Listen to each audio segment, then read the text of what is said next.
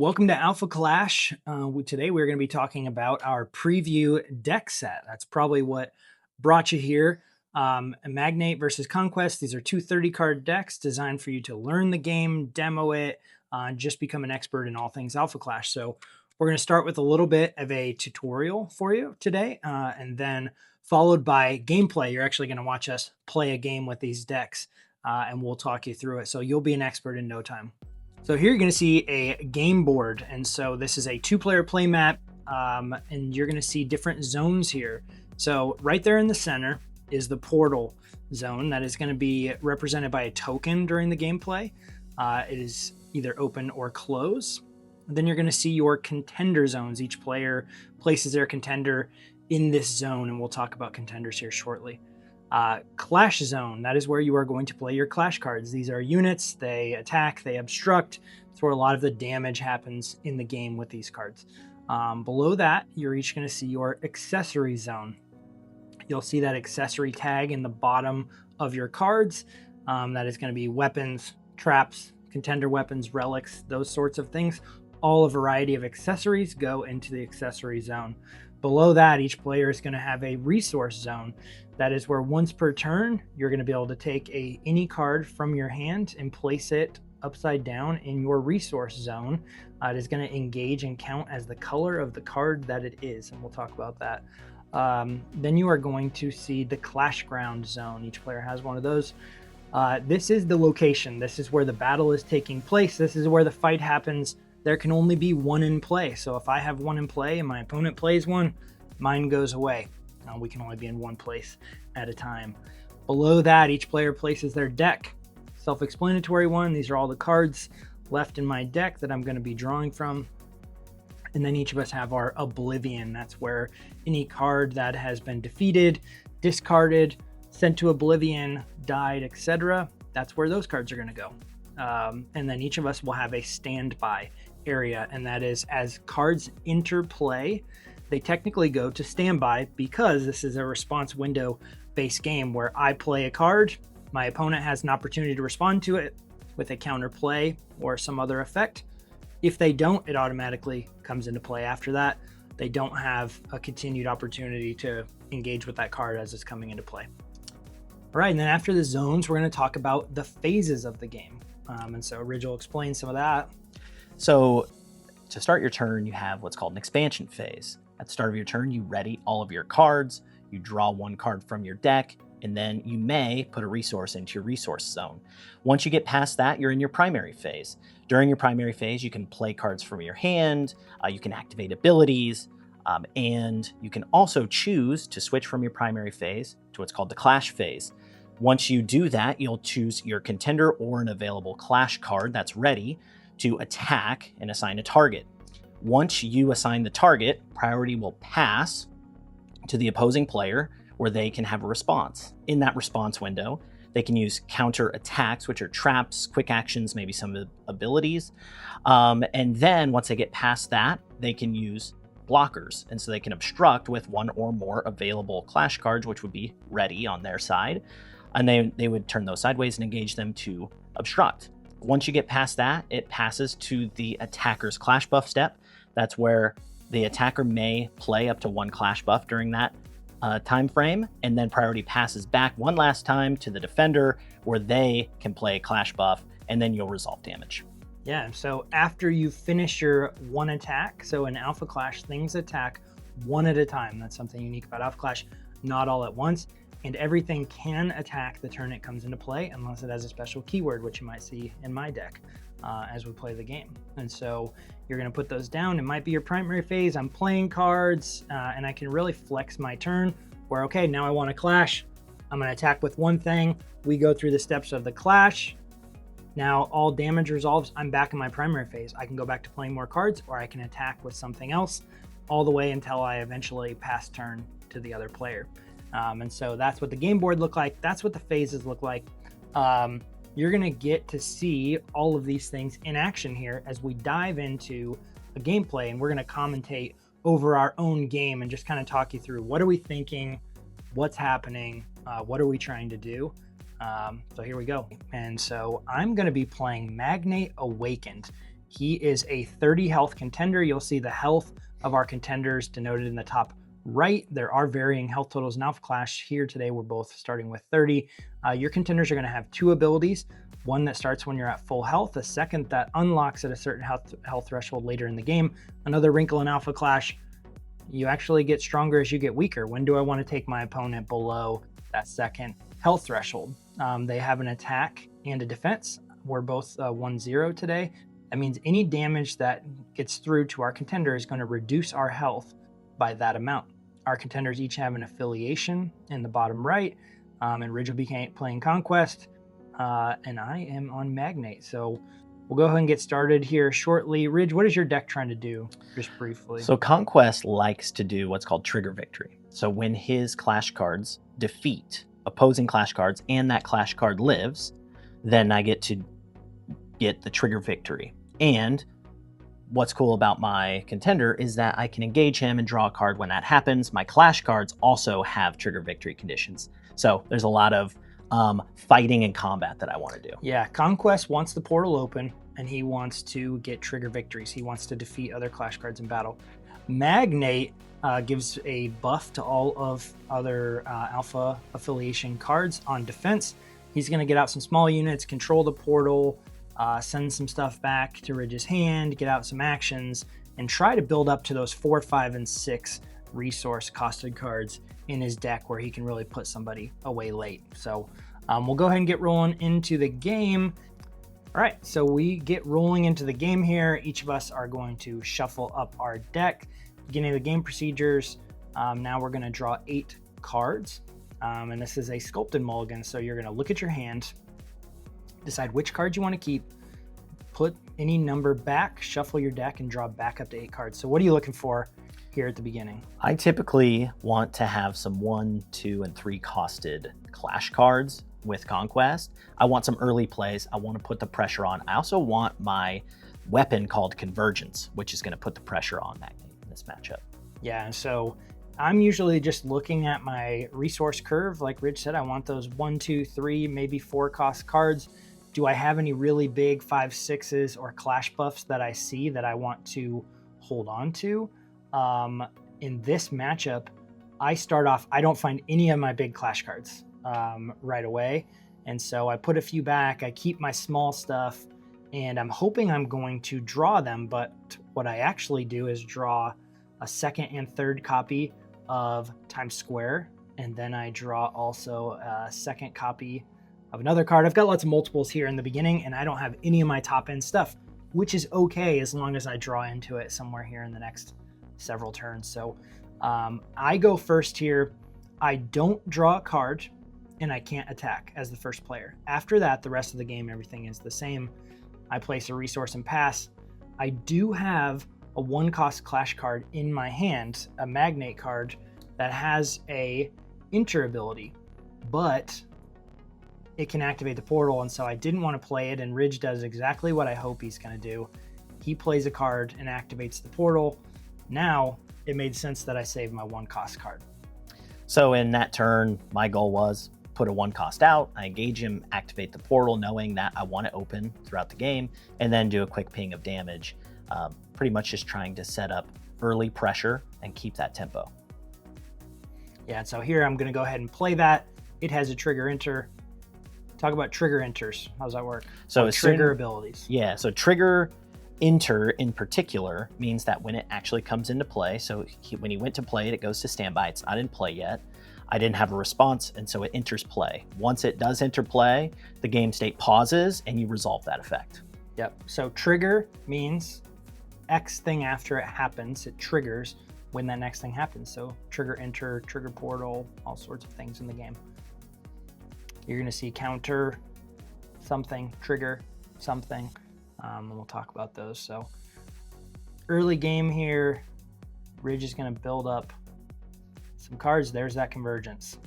Yeah, I knew I got it early. The problem with convergence is it costs 2, but it has an attached cost of 1. So I don't get its utility fully until it's attached. However, it does have utility in the accessory zone. So it's still valuable to play because I still get that +1 attack power in case you try to, you know, get some victory or some other condition just to defeat my guys. Yeah. Now here you already see in the resource row, Ridge has a Clash Ground in his deck called Frontline that I don't like, and I want my Times Square to be able to get rid of his Frontline. The problem is I drew 3 copies of Times Square, and Ridge can probably guess based on me putting those down that I have at least another one in my hand. Maybe not, but probably.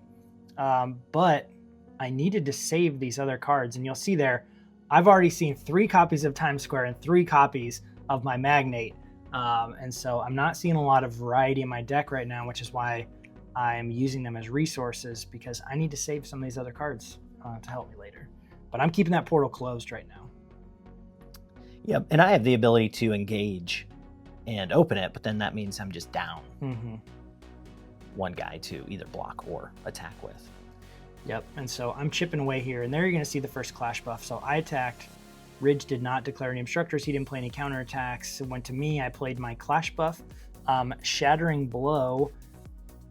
It will give my your Clash card +2/+2, but then I also get to send his Convergence, an accessory, to Oblivion. And so whole lot of value there off a trigger victory. That early game tempo disruption definitely had me wishing I had another Convergence to basically reestablish tempo, because if I can keep that portal open and Convergence is attached, I can ready something so I can always have an available blocker, keep my guys safe.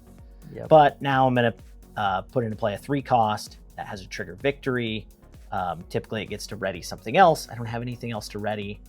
As it defeats his Magnate, I get to engage my Contender because of that victory condition, and I get to draw a card. So that's my draw engine. And you see me sitting there shuffling through my cards thinking I had another Clash buff with an open resource. So I could have Clash buffed again there and taken out his nice 3/3 Clash card there. The problem is the second part of that is it also sends an accessory. He doesn't have any accessories out. And I'm thinking, okay, if he gets another Convergence out and I don't have a way to get rid of it, I'm in trouble. Yep. And so I decided to just go ahead and let that get rid of my guy here. And sequencing your attacks, figuring out when you want to play your Clash buffs, all of that just takes time to figure out what's the better line of play. Yeah, and I'm just chipping here, chipping. So I've done one at a time, multiple times here with multiple Clash cards, as well as my Contender. And so when I'm attacking with my Contender, who's a 1/0, and Ridge's Contender is a 1/0, they're actually both reducing health by 1. So your Contenders can attack, your Clash cards can attack. They can always attack the opposing Contender or any Clash card that's engaged. And so those are my only options. So I want to keep those victories going. That's my goal. I want to control the board and then start to pretty much chip away at your Contender. So then what I do is I put Conquest the Victorious into play. When he comes into play, I get to engage a Clash card I don't control. So and I had kept up a 2/5 there for a reason. And he engaged it. So now what I'm going to do is I'm going to swing with my, let's see, I'm trying to think of which to do, which is better of the trigger victory condition, and on how do I sequence this essentially. So eventually I choose to swing with Conquest the Victorious. As I defeat that, if you don't play Clash buff, I'm thinking, okay, great. Now, as a result, I get to buff up my 3/3, and I get to engage my Contender. So I get to draw the card. So basically 2 trigger victories for me. And so I get to swing in with a 5/3 here. It's +1/+0 from the Contender ability and +1/+0 from the victory ability. And here he put me in decision making. So I did not Clash buff on the first one because I'm sitting there thinking, okay, he's going to buff up his second one, and I can actually get rid of his other one and keep my card. But again, he doesn't have an accessory in play. So I kind of semi-wasted it, but I didn't. The unfortunate part for me is if I would have gotten the victory, I would have gotten to ready Conquest the Victorious again in attack. So he does a lot of restanding. Conquest likes to attack, get trigger victories, restand, attack again, which very hard to deal with. I actually am getting to the point here where I might have passed on playing a resource this turn because I am not drawing at this point any of my top end cards. And so there I'm looking at my Oblivion for a reason. I've just played Magnate Convoker. He has a trigger defeat where I get to go fetch something out of my Oblivion. I don't have any of that card in my Oblivion yet, so I really don't want to lose him right now. I could obstruct, but I really want to save it and use that defeat to bring back a couple of my really powerful action cards. So right now I have hand advantage, pretty significantly, because I've gotten my trigger victories a few turns in a row, extra card draws. And I have not done anything to draw a card, so I am just... So although you went first, now I'm about to pass you on resources, and I have a bigger hand. Mm-hmm. Now you've established a little bit bigger of a board state, but I'm starting to draw some good tools to help me basically clear your board and then keep the pressure on. Because I know that Magnate, you have tough clash cards, and he just keeps pushing the pace. Mm-hmm. Yep, so Ridge has got some decisions to make. I have been just chipping. We're slowly lowering our health. For me, soon you are going to see that health becomes a resource because I'm not getting a lot of resources out unless I draw the right cards. I don't currently have anything in my hand or my board that costs more than 3 resources to play, so having 4 resources down hasn't hurt me yet.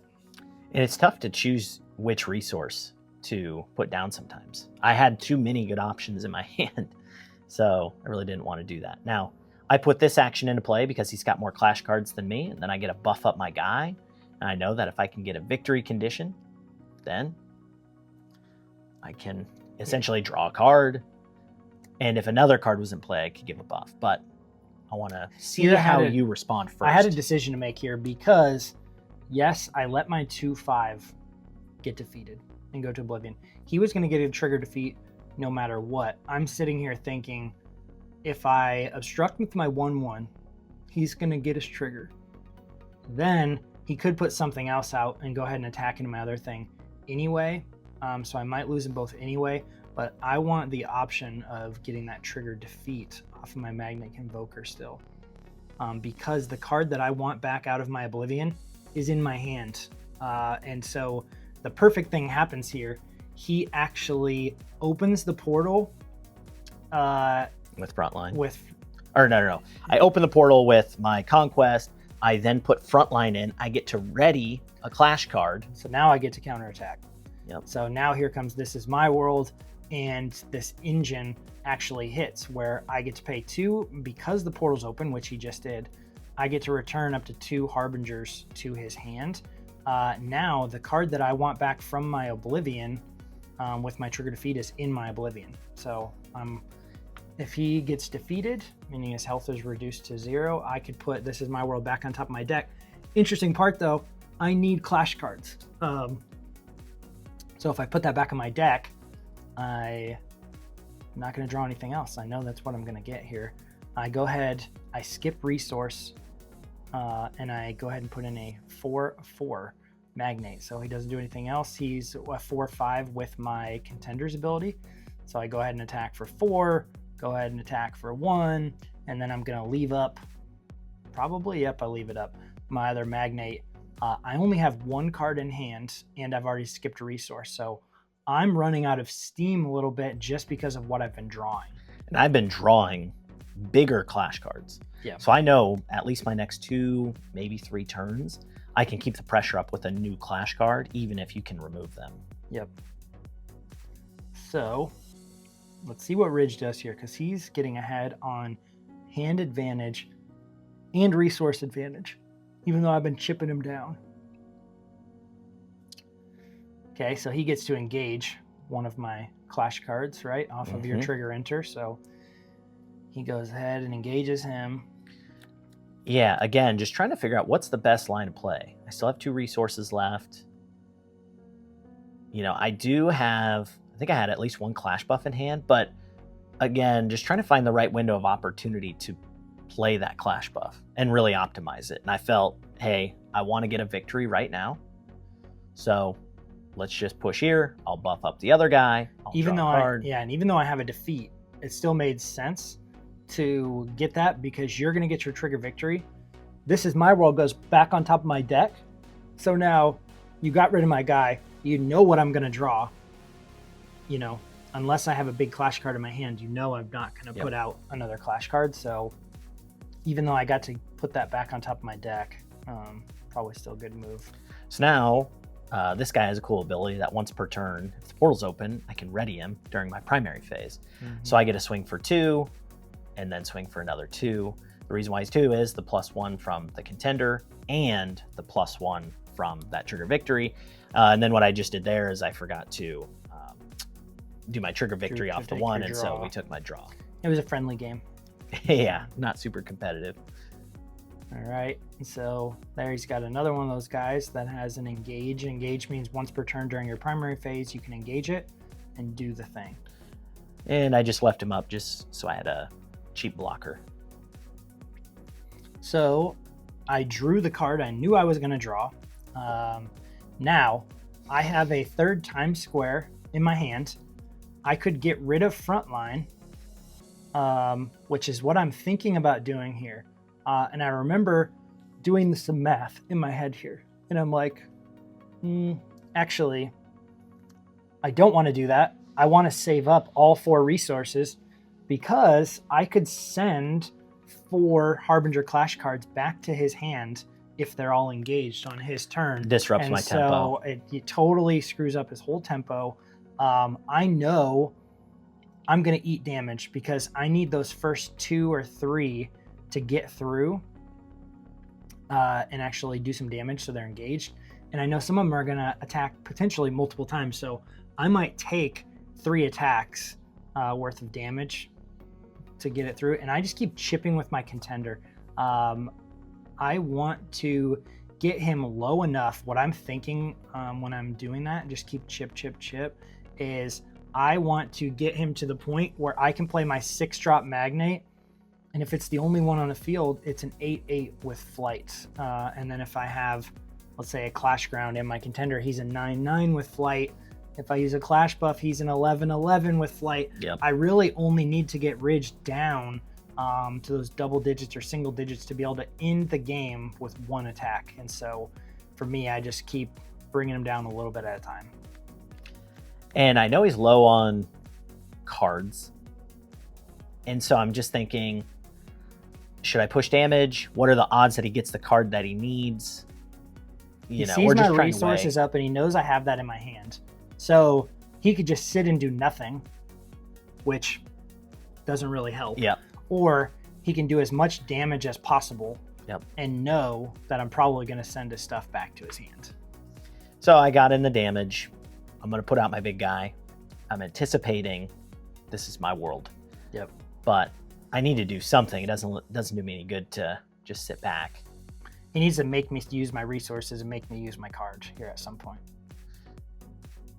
So I only need to engage 3 resources, play This Is My World again, my counter attack.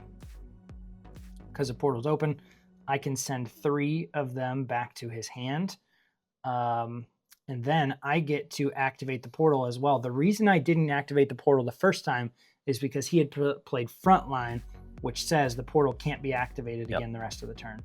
And so I actually didn't get its full effect the first time I played it, but I do the second time. Now I could have just played my card, left him up as a blocker, but I'm trying to think, well, he's got This Is My World at some point, so should we just make him burn it now and not later? I don't know. You're also up on resources and hand advantage. Here, I don't have a lot of options. I need to play Times Square. I skip resource again. I'm still at 4 resources here. I do not recommend that in a general game. I would continue to play and put 1 resource in play for the first 6 to 8 turns in general with Magnate, unless special circumstances like this. And it's just the way that the cards fell. I was not able to keep putting resources into play. Yeah, Conquest, this game, has been able to use his draw engine, which is how I'm replenishing my hand. I've got options, I've got resources. Yep. And you've returned cards to my hand a couple of times. Yeah, twice. So, you know, I've returned 5 cards to his hand already. I think there I attacked with Contender and my Magnate ready to fight. Continuing just to get in as much damage as I can to get him low enough. And what I'm thinking is I'm hoping I'm going to find my 5-drop or my 6-drop soon. Yep. If I can get his health low enough, especially my 6-drop, if I can get it into play. I don't have much for Clash cards out, so there's a good chance if he comes into play, he's going to be the only Clash card in my Clash zone. Yeah, and now the portal's closed, so he probably won't be able to really utilize This Is My World if you had one. Yep. I want to clear out his, it's a 5/5 right now. And so I'm just going to swing with my 5/6. Yep. Unfortunately, he got a buff off of Conquest, so he's a 5/6 and I'm a 5/5. There's nothing I can do. He doesn't know I have This Is My World in my hand. Unfortunately, I closed the portal on the last turn. So I got my trigger victory, drew a card. Yeah, so I could have left the portal open knowing that I had This Is My World, but I drew it, so no way to know. So here I'm thinking, all right, I should push because if he gets Lone Fighter, there's nothing I can do, although he's still 2 turns away. There's really only 2 cards I can be drawing here that are really going to help me, my 5 cost and my 6 cost. Now, the problem if I draw my 6 cost, yes, it could end the game here, but I don't have enough resources to play it. But of all things, I find my 5-drop, and I put my This Is My World. Finally, I use a 5th resource. I play Destructive Adversary. Now, he's a 2/2. He has Undisputed, so he can't be defeated on my turn if he attacks. But because of my Time Square and my Contender, he's a 3/3. Plus, he gets +1/+0 on attack power for every Clash card in play, so that makes him a 5. So here I'm actually, I found the exact card that I needed. Ridge was going to kill me on the next turn. I go ahead and push 5. I take Ridge from 7 to 2, but also my Contender has a buff and he has 2 attacks, so I go ahead and attack, take Ridge down to 0 right before he ended me if I did not draw literally the card I needed off the top of my deck. Yeah, and I had the tools, even if you were able to remove what I had the tools in my hand for the next turn to definitely end it. And so even though I was up, 4/3 resources and hand and board presence, you were still able to edge it out at the end. Yeah, so you got to see most of the cards available in these decks. You didn't see a couple of the keywords. If you see Observant, that means it cannot attack the turn that it comes into play. If you see the keyword Flight, that means it can only be obstructed by cards with Flight or Interception. Yep. Any other ones we didn't see? Well, we did see Breakthrough with Convergence, but I didn't really get to utilize. Yep. Breakthrough means that any extra attack power damage that's assigned to a contender beyond their defense, go ahead and spills over onto your so contender. If it gets blocked, anything over that spills over to Contender. Yep. So you saw the most of them there, but that is Alpha Clash. That's what a game looks like. We're so excited that you're here, that you're learning how to play the game. We hope you enjoy these, that they're the perfect onboarding and demo experience. And we just can't wait to see you on the Clash ground.